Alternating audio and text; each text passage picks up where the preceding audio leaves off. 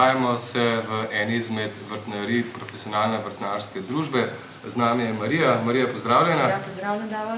Povejte, kaj bova danes sadila? Danes bova sadila modno zasaditev v vijolični modri barvi. To je taka trendovska zasaditev, ki je moderna za leto 2016. Zdaj tako, uporabila bova same nove rastline, novitete letošnje.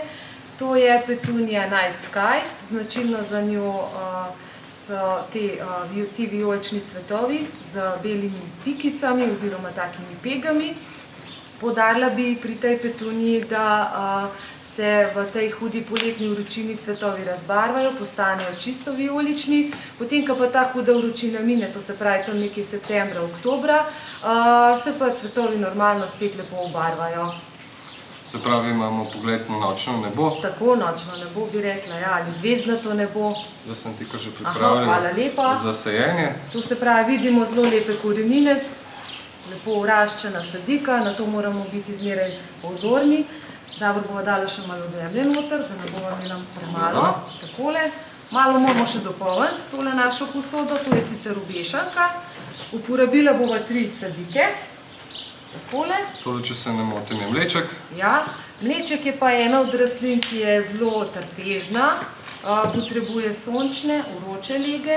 Pri mlečku bi poudarila to, da ga ne smemo dajati prezgodaj na prosto, ker je to rastlina, ki ljubi, to se pravi toploto, sonce, in ga dajemo ven po 15. maju. To se pravi ne pred ledenimi možmi, ker če pretiravamo, pa smo prehitri, se nam ta mleček potegne nazaj, v bistvu zakrkne in nam potem ne bo nikamor več zrastel.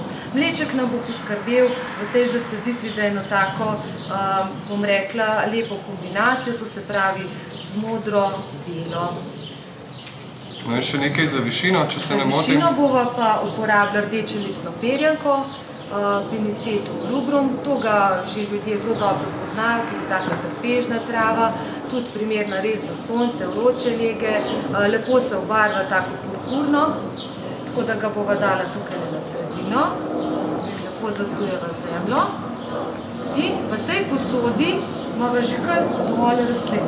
Lahko bi mogoče porabila še tukaj zraven skevolo modro, sva dala malo v kraju, sicer nima tukaj le cveta. Skevola je tudi ena taka zelo trpežna rastlina, ki se lepo obnaša na vročih legah in jo bova dala tukaj zraven med petunije, tako da bo ta zasaditev nekako dobila obliko, to se pravi za zgor, na vrhu pa tukaj vse, da nam raste lepo navzdol.